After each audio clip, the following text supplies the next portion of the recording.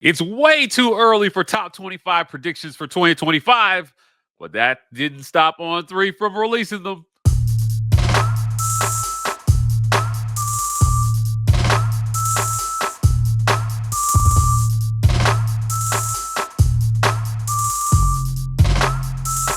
Welcome on into the Auburn Express, powered by the War Report. I'm your host, Mike G, and thank you so much for giving us a listen today. Joining me, as he does every day, is my good friend Chris Phillips from SEC Unfiltered.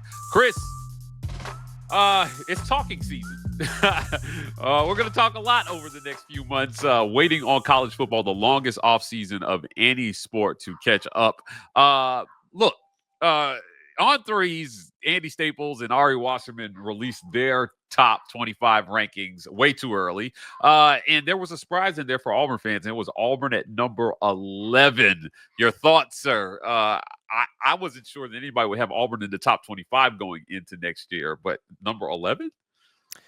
Well, Mike, first things first, it's a pleasure to be on with you. Indeed, it's a long off season. It's never too early to look ahead, I suppose. Auburn at 11.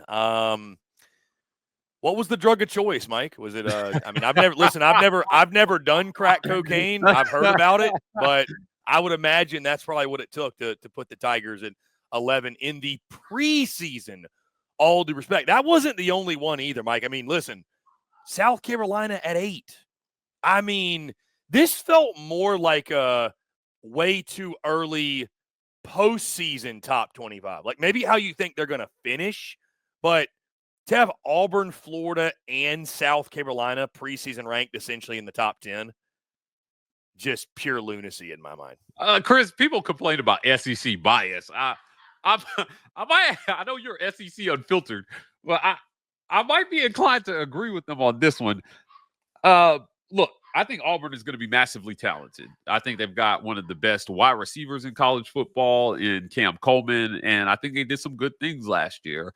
And I think they have the talent to be a top 25 team, certainly. I probably would have had them more toward the back of my top 25 than, bordering on top 10.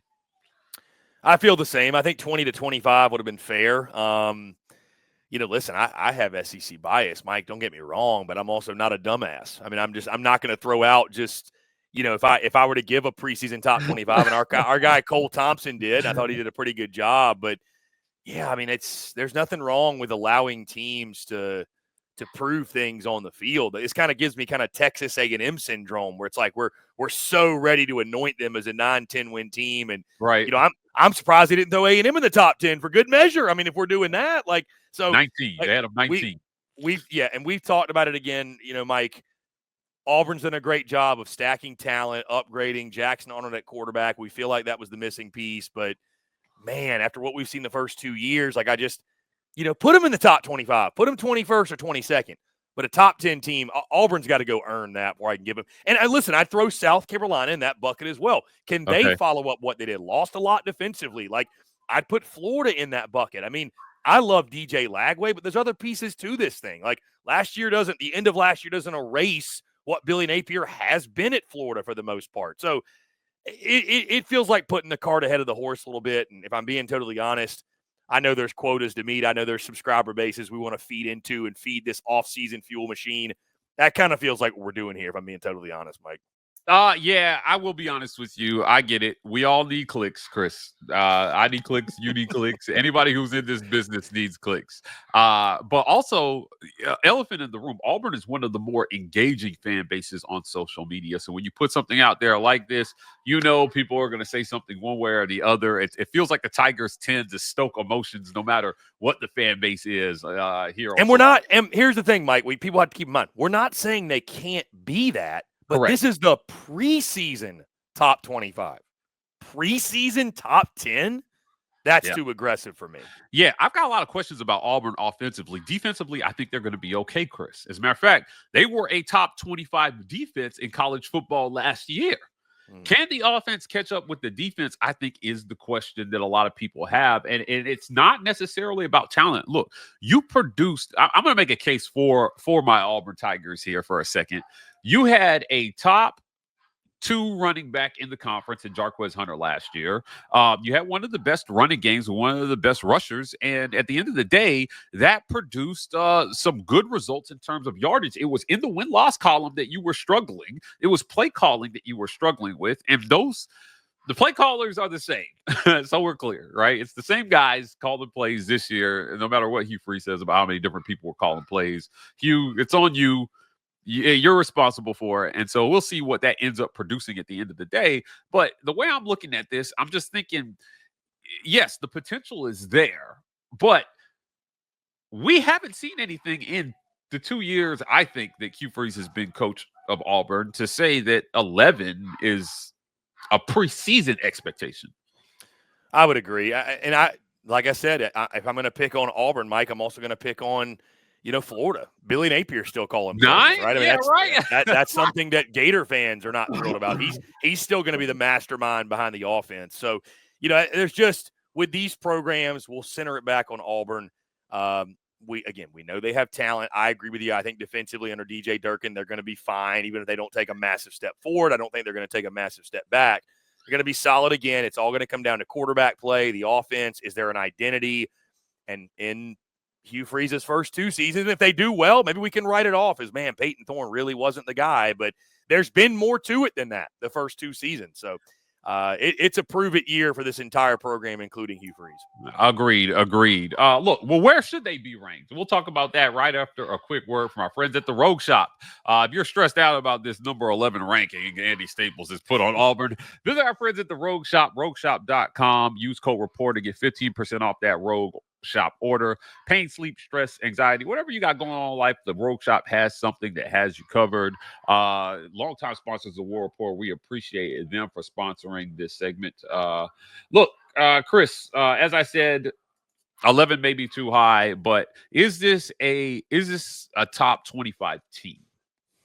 Right? At best, I'd put them 20 to 25. I think somewhere in that range.